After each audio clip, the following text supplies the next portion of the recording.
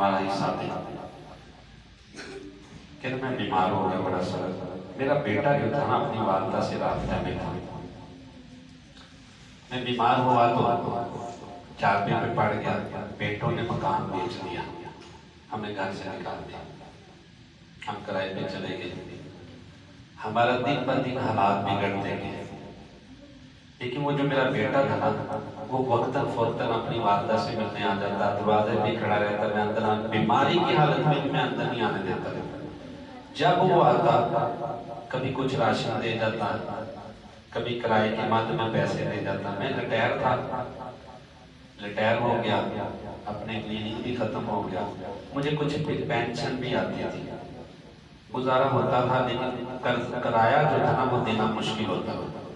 بیٹا آ کے کرائے کے پیسے دے دیتا. میں حیران ہو گیا, یہ کون دے کے جاتا ہے. اخیر میری گھر والی نے اپنے بیٹے کا نام بتا ہی دیا.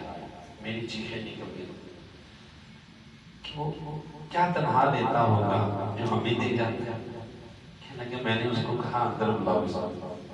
میں نے بلایا, اس کو ملا. میرا بیٹا رو پڑا.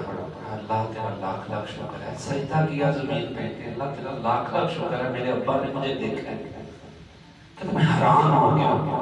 جس کو میں نے دھتکارا, گھر سے نکالا, وہ شکر سجدے کر رہا ہے. اور جس کو میں نے سب کچھ سمجھا, جن کو میں ہر چیز سمجھا, جن کے اوپر سب کچھ لٹا دیا, اس کی تعلیم کے اوپر میرا خرچہ بھی کوئی نہیں آیا.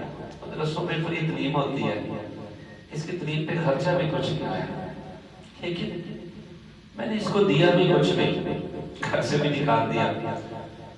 اور پروفیسر بنانے کے لیے میرے لاکھوں روپے لگے, ڈاکٹر بنانے کے لیے میرے لاکھوں روپے لگے, انجینئر بنانے کے لیے میرے لاکھوں روپے لگے. آخر انہوں نے گھر بھی بیچ دیا, گھر سے نکال کے دیا. اور ہمیں دیکھنا تک نہیں پسند کرتے. یہاں تک میرے ساتھ ہوا کہ میں ایک بیٹے کے پاس رہتا تو وہ کہتے ابا جی دوسرے گھر کب جانا اپنا. کہتے 3 دن بعد ہمیں گھر سے نکالنے کی ترغیبیں سوچنا شروع کر دیتے تھے, کیسے نکالنا چاہتا. اپنی والدہ کو رکھنا چاہتے تھے کیونکہ گھر کے کھانے پکا لیتی تھی, برتن دھو لیتی تھی. تو بہوؤں کی خواہش ہوتی تھی کہ اماں جی رہیں, ابا کو نکالو, کیونکہ بیمار رہتے ہیں, ہمارے بچوں کو بیماری نہ لگ جائے. خود ڈاکٹر تھا. کہنے لگا میرے بیٹے نے مجھے, جب میں نے ان کو دیکھا اس نے سجدہ شکر کیا اور مجھے گلے لگا لیا.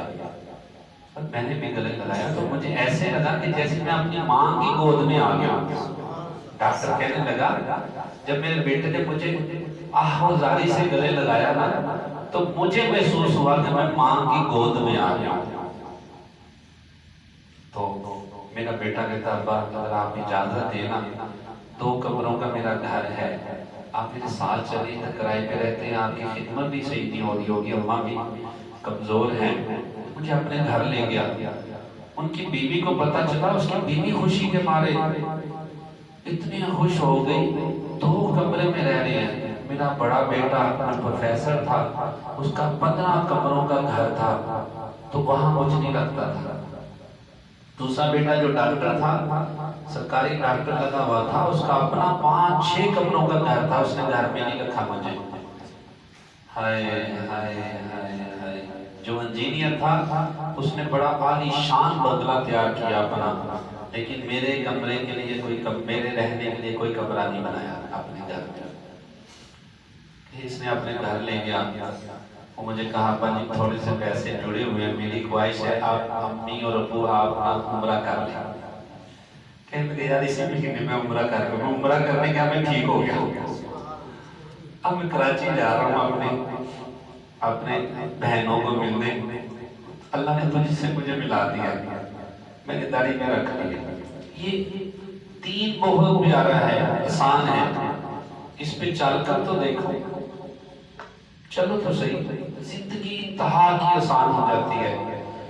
انسان کو اللہ سے جو توقع رکھنی چاہیے ہم انسانوں پہ لگا لیتے ہیں آسیوں میں, جس کی وجہ سے ہماری خوشیاں تباہ ہو جاتی ہیں. کیونکہ ہمارے آشیانے دنیا والوں کے ساتھ ہوتے ہیں تو وہ ٹوٹتے رہتے ہیں. جب اللہ کے ساتھ ہماری دوستی ہو جائے گی ہماری زندگی بہت آسان ہو جائے گی, خوبصورت ہو جائے گی, بہت پیاری ہو جائے گی. ہمیں قدم قدم پر اللہ رحمتیں برسائے گا، خوشیاں دے گا۔ ڈاکٹر کہنے لگا اب میں اپنی بہو عالمہ قاریہ حافظہ ہے، بیٹا ہے حافظ قاری عالم، میں اس کے ساتھ رہ رہا ہوں اور انتہا کا میں خوش ہوں، مجھے ایسے لگتا ہے جیسے میں دوبارہ پیدا ہو گیا ہوں۔